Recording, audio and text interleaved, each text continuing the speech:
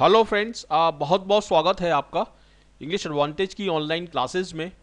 Friends, इस video में मैं आपको इंग्लिश सेक्शन के स्पॉटिंग एरर क्वेश्चन सॉल्व करवाऊंगा जो IBPS प्री में आए हैं, और ये सारे रियल क्वेश्चंस हैं। और ये एग्ज़ाम आपका 22 अक्टूबर 2016 को हुआ था, IBPS PO प्री का, और उसमें ये सारे क्वेश्चंस आए थे। ये रियल क्वेश्चंस हैं और इन क्वेश्चन से आपको आइडिया लगेगा कि आपका जो नेक्स्ट एग्ज़ाम होने वाला है IBPS क्लर्क मेंस का, PO SSC का, RBI का, और जो दूसरा एग्ज़ाम है असिस्टेंट एडमिनिस्ट्रेटिव ऑफिसर का जो एग्ज़ाम है, उनमें इसी तरीके के क्वेश्चन आपसे पूछे जाएंगे इंग्लिश सेक्शन में। तो चलिए शुरुआत करते हैं। और शुरुआत करने से पहले मैं आपको बता दूं कि ये वीडियो हिंदी में रहेगा, इसका इंग्लिश वर्जन भी आपको मिल जाएगा, वो भी मैं अपलोड कर दूंगा इसी चैनल पर, इंग्लिश एडवांटेज यूट्यूब चैनल पर, तो वो भी आप देख सकते हैं। तो यहाँ पर मैं आपको एक इम्पॉर्टेंट इन्फॉर्मेशन देना चाहूँगा। ये टेस्ट सीरीज़ हमने लॉन्च की है और ये टेस्ट सीरीज़ पूरी तरीके से एग्ज़ाम ओरिएंटेड है, और आप अपनी प्रिपरेशन को एग्ज़ाम लाइक कंडीशन में असेस कर सकते हैं, एवेल्युएट कर सकते हैं, जो कि बहुत ही ज़्यादा ज़रूरी होता है किसी भी एग्ज़ाम को निकालने के लिए। देखिए, एक तो होता है कि जस्ट आप तैयारी कर रहे हैं, लेकिन यदि आप डिटर्मिन्ड हैं कि आपको ये एग्ज़ाम निकालना ही निकालना है, आपको गवर्नमेंट जॉब हासिल करनी ही करनी है, तो उसके लिए मॉक टेस्ट सीरीज से अच्छी कोई चीज़ नहीं है। सारे जो भी स्टूडेंट हैं, जितने भी सक्सेसफुल स्टूडेंट हैं या टॉपर स्टूडेंट हैं, आप उनसे भी पूछ सकते हैं, वो आपको यही बताएंगे कि उन्होंने मॉक टेस्ट सीरीज से तैयारी की थी। तो इसीलिए मैंने ये टेस्ट सीरीज लॉन्च की है, और सभी सब्जेक्ट्स की है, इंग्लिश और हिंदी मीडियम में भी है ये, और बहुत ही इफेक्टिव है। इसके कंटेंट भी बहुत ज़्यादा हैं। दूसरी सीरीज से अगर इसको कंपेयर करेंगे तो यहाँ पर दूसरी कंपनीज आपको 10 टेस्ट सीरीज देती है, हम 90 टेस्ट सीरीज दे रहे हैं, और बहुत ही कम प्राइस में, ना के बराबर प्राइस में। इसका सबसे बड़ा पॉइंट ये इसकी प्राइस ही है। इसकी प्राइस है 399, 399 मात्र, और कोई भी स्टूडेंट इसको आसानी से अफोर्ड कर सकता है। और यदि हैं इसको सिंसियरिटी से प्रैक्टिस करते हैं तो डेफिनेटली आपके सक्सेस के चांसेस बहुत ही ज़्यादा बढ़ जाएंगे। इसको लेने के लिए आप test.englishaadvantage.in ये आप गूगल पर टाइप करें, वहाँ पर साइट खुलेगी, उस पर साइन अप करें, और वहाँ पर एक बाय नाउ का ऑप्शन होता है, उसमें आप पेमेंट करके ये ले सकते हैं, और ये 1 साल के लिए वैलिड रहेंगी, और ये किसी भी एग्ज़ाम के लिए आप ले सकते हैं, वहाँ पर आप चूज़ कर सकते हैं। इससे रिलेटेड एक वीडियो भी मैंने इसी चैनल पर अपलोड किया है टेस्ट सीरीज से रिलेटेड, तो वो भी आप देख सकते हैं। तो ज़रूर लें इसको आप, और ज़रूर सिंसियरिटी के साथ आप तैयारी करें, ज़रूर इससे फ़ायदा होगा और अपनी परफॉर्मेंस को आप असेस कर पाएंगे। तो चलिए आगे बढ़ते हैं। ये क्वेश्चंस हैं जो IBPS PO प्री में आए थे 22 अक्टूबर 2016 को, और ये स्टूडेंट्स के लिए बहुत ही इंपॉर्टेंट रहेंगे। देखिए, इस तरह के क्वेश्चंस आएंगे आपके एग्ज़ाम में, पर्टिकुलरली जो ऑफिसर लेवल के एग्ज़ाम हैं, जो IBPS क्लर्क मेंस का जो एग्ज़ाम होगा उसमें भी लगभग इसी तरीके के सेंटेंस आएंगे, क्योंकि मेंस का जो एग्ज़ाम होता है वो प्री के एग्ज़ाम से थोड़ा सा ज़्यादा कठिन होता है। तो प्री आपका जो मेंस का एग्ज़ाम होगा IBPS क्लर्क का, उसमें भी आप इसी तरीके के सेंटेंस एक्सपेक्ट कर सकते हैं। ठीक है, तो ये है सेंटेंस फर्स्ट, और इस सेंटेंस को आप पूरा आप इसको पढ़ें, इसका अर्थ निकालें और इसको सॉल्व करें, और उसके बाद मैं आपको इसका आंसर बताऊंगा, एक्सप्लेन भी करूंगा, उससे अपना आंसर मिलाएं, तो उससे आपको थोड़ा सा एक सेटिस्फेक्शन लगेगा कि आपकी जो प्रिपरेशन है वो कहाँ स्टैंड कर रहे हैं आप, और किस लेवल की आपकी प्रिपरेशन है। तो पहले आप खुद इसको सॉल्व करें, इसका आंसर बताएं, और उसके बाद मेरे आंसर से आप इसको मैच करें। In a short span of time, this startup website has entrenched itself as the go-to abode for cloth that are well designed and with care and attention. थोड़ी सी टिपिकल लैंग्वेज इन्होंने use की है, लेकिन इस sentence का simple सा मतलब ये है कि in a short span of time, मतलब बहुत थोड़े से ही समय में, this startup website has entrench, मतलब इस स्टार्टअप वेबसाइट ने अपने आप को इंट्रेंच कर लिया है, अपने आप को बहुत मजबूती से इस्टेब्लिश कर लिया है एज द गो टू अबॉर्ड, मतलब एक अच्छी कंपनी। गो टू अबॉर्ड का मतलब एक अल्टीमेट कंपनी, एक बहुत ही बेहतरीन कंपनी जो बहुत ही बेहतरीन प्रोडक्ट बनाती है। अबॉर्ड का मतलब ऐसे घर होता है, ठीक है, for cloth that are well designed with care and attention. तो इस सेंटेंस में ग्रामर की कोई मिस्टेक नहीं है, ग्रामेटिकली ये सेंटेंस सही है, लेकिन यहाँ पर जो पार्ट आपका 3 है, इसमें क्लॉथ की जगह क्लोथ्स आपको बोलना पड़ेगा, CLOTHES, क्योंकि क्लोथ्स का मतलब होता है सिले सिलाए कपड़े, और क्लॉथ का मतलब होता है कपड़े का एक टुकड़ा। तो ये जो कंपनी डील करती है, ये सिले सिलाए कपड़ों में डील करती है, तभी तो वो वेल डिजाइंड है। They are well designed with care and attention, तभी तो उनको डिज़ाइन किया गया है। अगर सिंपल कपड़ा होगा तो उसको हम डिज़ाइन क्यों करेंगे। तो इसलिए यहाँ पर ये जो वर्ड है आपका क्लॉथ, इसकी जगह आपको क्लोथ्स बोलना पड़ेगा, CLOTHES, तब ये सेंटेंस सही होगा। और इसमें थर्ड पार्ट में गलती है। तो देखिए आप कितना लंबा सेंटेंस है, और सारे स्टूडेंट इसमें एक्सपेक्ट करेंगे कि ग्रामर की मिस्टेक है, लेकिन बहुत ही माइन्यूट सी, बहुत छोटी सी मिस्टेक है जिसको स्टूडेंट आसानी से पता नहीं लगा पाएंगे। लेकिन आप यदि केयरफुली पढ़ते हैं और कॉन्सेप्ट्स को ध्यान में रखते हैं तो डेफिनेटली आप इस तरह के क्वेश्चंस को सॉल्व कर सकते हैं। तो ये लंबे सेंटेंस हैं, थोड़े से टिपिकल सेंटेंस हैं, इनको देख के आपको डरना नहीं है, और इन सेंटेंस को आपको एक एक पार्ट को क्लोजली पढ़ना है और लॉजिक अप्लाई करना है, डेफिनेटली आपको इसका आंसर मिलेगा। चलिए अब आगे बढ़ते हैं क्वेश्चन नंबर 2। देखिए ये है सेकंड सेंटेंस, इसको पूरा पढ़ें आप आराम से और इसका आप आंसर बताएं मुझे, और यदि मेरे आंसर से आपका आंसर मैच करता है तो डेफिनेटली आपकी जो तैयारी मानी जाएगी बहुत ही अच्छी लेवल की मानी जाएगी। तो इसको आप पढ़ें पूरा। The battery operated scooter equipped on lithium batteries that provided with a longer life as compare to the conventional once.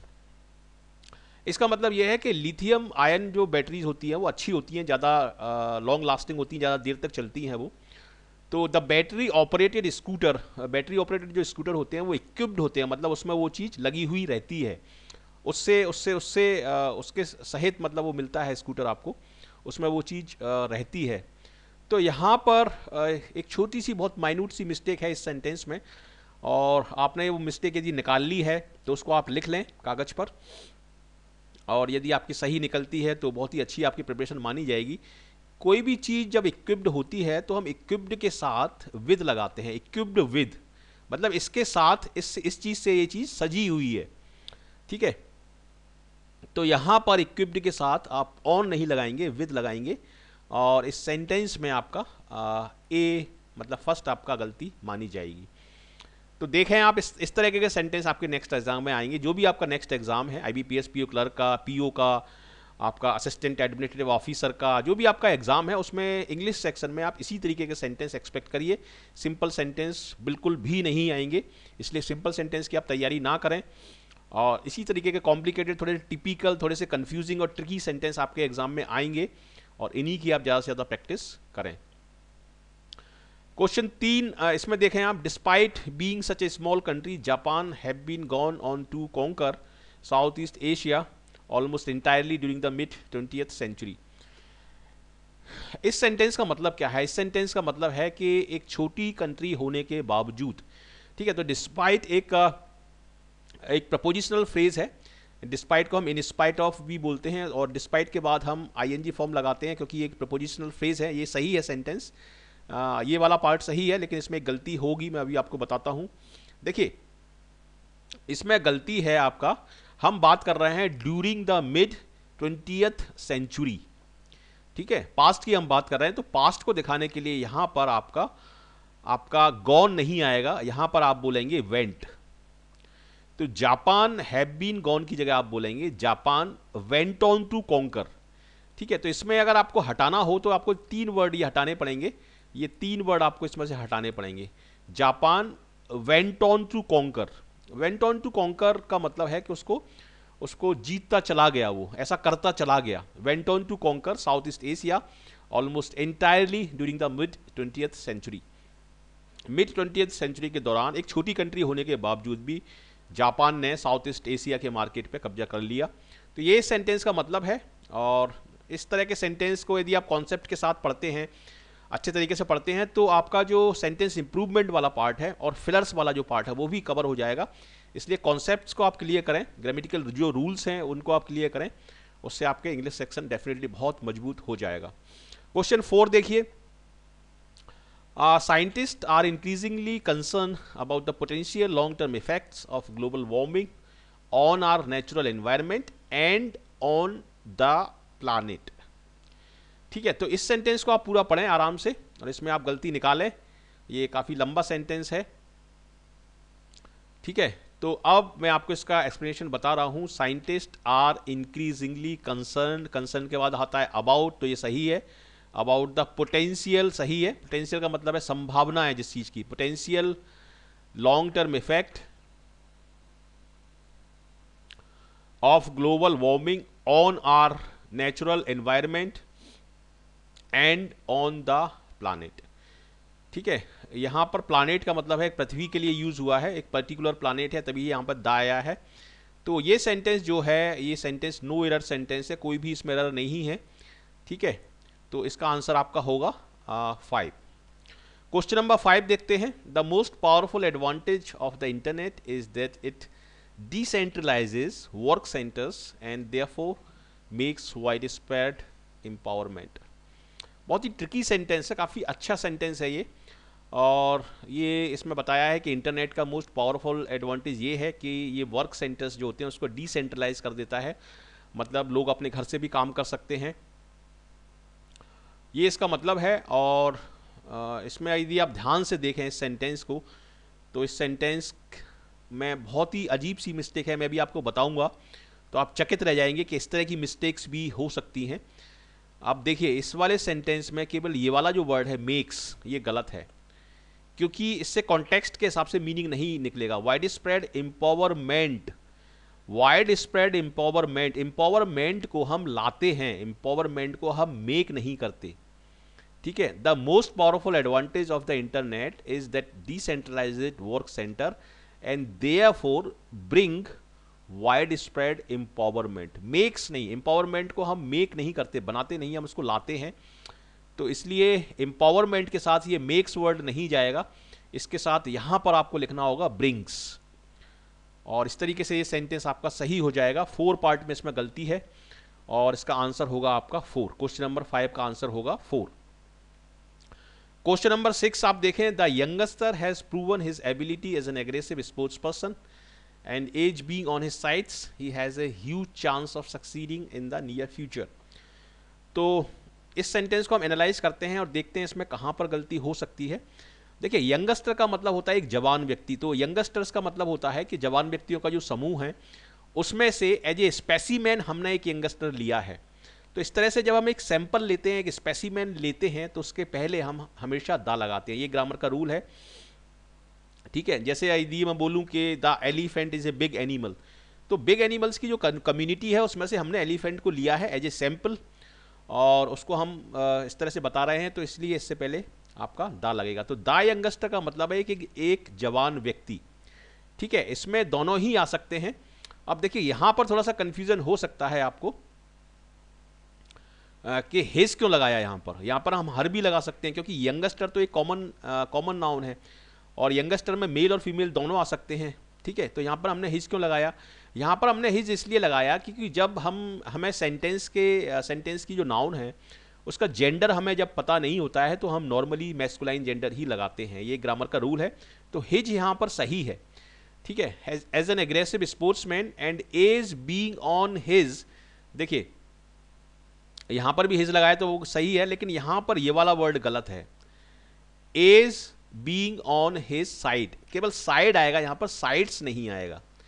ठीक है, एज बीइंग ऑन, यदि मैं बोलता हूं कि as being on my side, तो मतलब इसका मतलब ये है कि मेरी एज कम है और एक प्लस पॉइंट है मेरे पास कि मेरी एज अभी कम है, क्योंकि यंगस्टर जो होते हैं यंग होते हैं 24-25 साल के, तो एज उनके पास एज है, मतलब उनके पास फ्यूचर में करने के लिए बहुत कुछ है। ये सेंटेंस कहने का यहां पर इसका तात्पर्य है कि as being on his side का मतलब है कि एज उनके लिए एक प्लस पॉइंट है, उनकी एज अभी कम है और अपने ड्रीम्स को वो रियलाइज कर सकते हैं। तो ये इसका मतलब है, ये एक प्लस पॉइंट की यहां पर बात हो रही है कि as being on his side. तो यहां पर साइड्स की जगह आप बोलेंगे केवल साइड, ये साइड्स नहीं होता, साइड होता है केवल। तो इसीलिए यहां पर आपका किस पार्ट में गलती है, सेकंड पार्ट में गलती है, और सेकंड यहां पर आपका आंसर होगा। बाकी इसके आगे ह्यूज चांस ऑफ आपका प्रपोजिशन है, तो उसके आगे सक्सीडिंग सही लगा हुआ है, इन द नियर फ्यूचर वो भी सही है, बाकी सारी चीजें सही हैं इसमें, केवल सेकंड पार्ट इसका एरोनियस पार्ट है, इसमें गलती है, और इसका आंसर होगा आपका सेकंड, क्वेश्चन नंबर 6 का। ठीक है, चलिए आगे बढ़ते हैं, और यह है आपका क्वेश्चन नंबर 7। जैसा कि आपको पता होगा कि IBPS PO प्री में जो 22 अक्टूबर को हुआ था उसमें आपके 10 क्वेश्चन आए थे, तो 10 के 10 क्वेश्चन मैं आपको बता रहा हूं यहां पर, और इसी तरीके के क्वेश्चंस की आप ज़्यादा से ज़्यादा प्रैक्टिस करिए, चाहे मॉक टेस्ट के थ्रू करें आप, चाहे प्रैक्टिस पेपर के थ्रू करें, इसी तरह के क्वेश्चंस आपके आएंगे। तो every year in summer many tourist visit to Kamartuli in North Kolkata to watch the artisans prepare the idol of goddess Durga. तो ये भी बहुत अच्छा सेंटेंस है। और इस सेंटेंस में गलती कहाँ पर है, इस गलती इसमें कहाँ पर है मैं बताता हूँ आपको। गलती इसमें यहाँ पर है, इस वाले पार्ट में, क्योंकि विजिट के बाद हम टू नहीं लगाते, टू हम लगाते हैं गो के बाद। ठीक है, विजिट के बाद कोई भी प्रपोजिशन नहीं आता, तो यहाँ पर से केवल टू को आपको हटाना पड़ेगा और ये सेंटेंस सही हो जाएगा। क्वेश्चन नंबर 7 का जो आंसर होगा वो होगा आपका 2। क्वेश्चन 8 देखते हैं। A partnership has been signed by an Indian pharmaceutical company with a one from Japan in order to develop a vaccine for the chikungunya virus.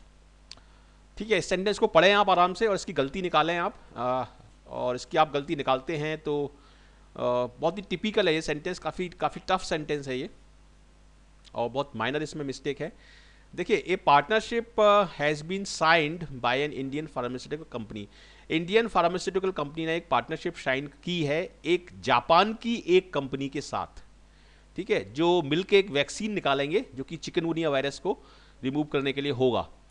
तो यहाँ पर देखिए, आप अगर ध्यान से देखें तो यहाँ पे 1 भी लिखा है और ए भी लिखा है, और ए और 1 इन दोनों का ही अर्थ एक ही होता है। तो इसलिए इसमें ए जो है वो एक्स्ट्रा है, मतलब सुपरफ्लुअस है। ए को आपको इसमें से हटाना पड़ेगा।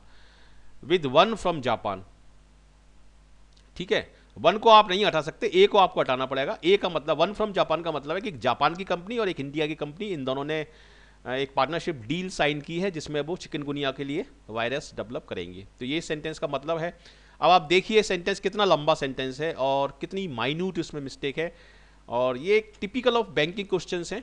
इस तरह के क्वेश्चंस जितने भी बैंकिंग एग्जाम्स हैं और जितने भी आपके ये इंश्योरेंस सेक्टर में एग्ज़ाम होते हैं उनमें सभी में इसी तरीके के क्वेश्चंस आपके आएंगे। और एसएससी में थोड़ा सा डिफरेंस ये रहेगा कि एसएससी में टोटल 4 पार्ट होते हैं, जो 4th पार्ट होता है वो नो एरर का होता है। बैंकिंग एग्जाम में 5 पार्ट होते हैं।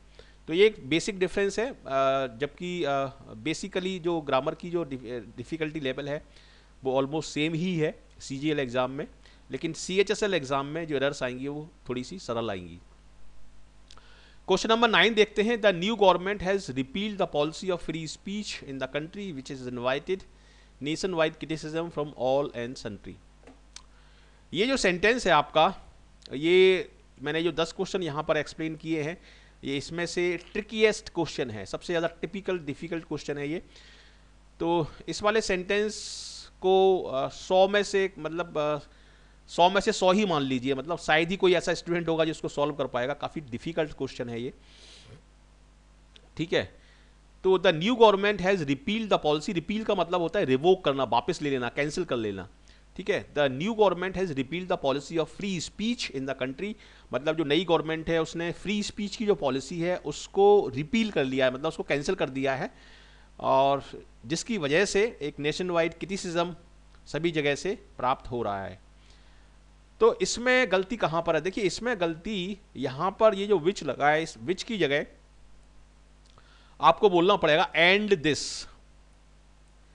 The new government has repealed the policy of free speech in the country and this has invited nationwide criticism from all over the country, from all and sundry, मतलब सभी लोगों की तरफ से। तो इसमें विच क्यों नहीं आएगा? देखिए, आप यदि विच लगाएंगे तो विच जो मॉडिफाई करेगा वो किसको करेगा? The policy of free speech. Which word जो आएगा वो इसके लिए आएगा, the policy of free speech, ठीक है। जबकि जो क्रिटिसिज्म जो क्रिएट हुआ है वो इस पूरे सेंटेंस की वजह से क्रिएट हुआ है, जो पूरा स्टेटमेंट है, जो पूरा जो एक्शन है, इसकी वजह से क्रिएट हुआ है। तो इसलिए विच ना लगाते हुए आप यहां बोलेंगे एंड दिस, और दिस का मतलब है कि गवर्नमेंट ने जो पूरा एक्शन लिया है, और एक्शन, उस एक्शन का पार्ट है पॉलिसी ऑफ फ्री स्पीच, ठीक है। और अगर आप विच लगाएंगे तो वो केवल पॉलिसी ऑफ फ्री स्पीच को ही रिप्लेस कर पाएगा, जबकि हमें पूरे सेंटेंस के बारे में बोलना है। तो इसलिए यहां पर आप बोलेंगे and this has invited nation wide criticism from all and sundry. ये सेंटेंस का मतलब है। देखिए कितना टिपिकल सेंटेंस है ये। और क्वेश्चन नंबर 9 का आंसर होगा आपका 3 इसका आंसर होगा। ये आपका लास्ट सेंटेंस, ठीक है। Nothing can be built in this area since it's soil is सेलाइन। सेलाइन का मतलब है जिसमें नमक ज़्यादा है, ठीक है। Since its soil is saline and contains mineral that would eat into any concrete structure that coming into contact with this soil। ये ज्योग्राफी का सेंटेंस है। और इसमें गलती कहाँ पर है, इसमें गलती ये भी काफ़ी टफ सेंटेंस है। देखिए, स्ट्रक्चर के आगे लगा हुआ है कमिंग इनटू, मतलब ऐसा स्ट्रक्चर जो सॉइल के कांटेक्ट में आएगा। ठीक है, जैसे यदि मैं बोलूँ boy that is playing, boy playing over there, ठीक है, बॉय प्लेइंग ओवर देयर, तो प्लेइंग में ही दैट लगा हुआ है, boy that is playing there. ठीक है, तो उसी तरीके से यहां पर मैं स्ट्रक्चर के लिए बोल रहा हूं, structure coming into contact. Okay, so इसका मतलब है कि structure that comes into contact, तो इस कमिंग में ही ये दैट लगा हुआ है, तो इस दैट को यहां पर आपको हटाना पड़ेगा। दैट यहां पर सुपरफ्लुअस है। Concrete structure coming into contact with the soil, concrete structure coming into contact with this soil, इस तरह से आपको बोलना पड़ेगा। और दैट यहां पर एक्स्ट्रा है और दैट को यहां से आपको डिलीट करना पड़ेगा, तो फोर्थ पार्ट में इसमें गलती मानी जाएगी। तो इस तरीके से ये IBPS PO प्री के 10 सेंटेंस हैं और इनसे आपको एक रफ आइडिया लगा होगा कि इंग्लिश सेक्शन में किस तरीके के सेंटेंस आएंगे। और स्पॉटिंग एरर क्वेश्चंस पे आपका यदि अच्छा कमांड है और 30 में से आप 10 क्वेश्चन स्पॉटिंग एरर के पूरे सही कर देते हैं तो आपका सेक्शनल कट ऑफ तो स्पॉटिंग एरर से ही क्लियर हो जाएगा। मतलब 10 में से 8 इसमें कर देते हैं आप और 2-3 क्वेश्चन आप और कर देते हैं तो 11-12 क्वेश्चंस पे आपका सेक्शनल कट ऑफ क्लियर हो जाएगा। और आपका बाकी के जो पार्ट है जैसे रीडिंग कॉम्प्रिहेंशन हुआ और आपका फिलर्स हुआ, ये आपको पढ़ना नहीं पड़ेंगे। तो इसलिए स्पॉटिंग एरर एक बहुत इंपॉर्टेंट आपका एस्पेक्ट हो सकता है सेक्शनल कट ऑफ को निकालने के लिए। तो कैसा लगा आपको ये वीडियो? आप यहाँ पर मुझे ज्वाइन कर सकते हैं फेसबुक पर, ये फेसबुक का लिंक दिया है। ये सारे लिंक आपको इंग्लिश एडवांटेज यूट्यूब चैनल के फ्रंट पेज पर मिल जाएंगे, वहाँ से आप इन सारे लिंक्स पर ज्वाइन कर सकते हैं। ये है इंग्लिश एडवांटेज एजुकेशन पेज, ये है इंग्लिश एडवांटेज ग्रुप, और ट्विटर और लिंक्डइन पर भी मुझे फॉलो कर सकते हैं आप। और ये है व्हाट्सएप नंबर, इस ग्रुप में भी आप जुड़ सकते हैं। और ये है मेरा ईमेल आईडी, इसके थ्रू आप मुझे कांटेक्ट कर सकते हैं। तो कैसा लगा आपको ये वीडियो? और यदि यूजफुल लगा है, काफ़ी यूजफुल लगा है, तो ज़रूर इसको लाइक करें, शेयर करें अपने फ्रेंड्स के साथ और कमेंट करके मुझे बताएं कि कैसा लगा आपको और एक्सप्लेनेशन कैसा रहा, ये ज़रूर मुझे आप बताएं कमेंट करके। और यदि अभी तक आपने इस चैनल को सब्सक्राइब नहीं किया है, इंग्लिश एडवांटेज यूट्यूब चैनल को, तो प्लीज़ सब्सक्राइब करना ना भूलें। ज़रूर इस चैनल को सब्सक्राइब करें और ताकि आपको सारे नोटिफिकेशंस मिलते रहें और आपको सफलता मिले किसी भी एग्ज़ाम में, जिस भी एग्ज़ाम की आप तैयारी कर रहे हैं। और यहाँ पर मैं आपको एक फाइनल रिमाइंडर और देना चाहूँगा कि यहाँ से आप test.englishaadvantage.in, ये एक साइट है, यहाँ से आप मॉक टेस्ट सीरीज जरूर लें। 399 रुपीज़ इसका प्राइस है, इसमें 90+ आपको मॉक टेस्ट सीरीज मिलेंगी और इनके थ्रू आप बिल्कुल एग्जाम लाइक कंडीशन में प्रैक्टिस कर सकते हैं। और इनकी आप प्रैक्टिस करते हैं सक्सेसफुली सिंसियरिटी के साथ, तो डेफिनेटली आपका ना केवल प्री बल्कि मेंस एग्जाम भी क्लियर होगा, किसी भी एग्जाम में आप आसानी से सफलता प्राप्त कर सकते हैं। और इसका एकमात्र उद्देश्य यही है कि हमारे चैनल के थ्रू, इंग्लिश एडवांटेज चैनल के थ्रू ज़्यादा से ज़्यादा सिलेक्शंस हों, ज़्यादा से ज़्यादा लोगों को गवर्नमेंट जॉब हासिल हो, तो उसका पर्पज़ एकमात्र यही है। इसलिए इसका इतना कम प्राइस हमने रखा है और बहुत ही इफेक्टिव है, इसके कंटेंट बहुत अच्छे हैं, तो इसको आप लें ज़रूर और ज़रूर इससे प्रैक्टिस करें। So thank you very much for watching this video and I wish you all the best for your bright future. Thank you.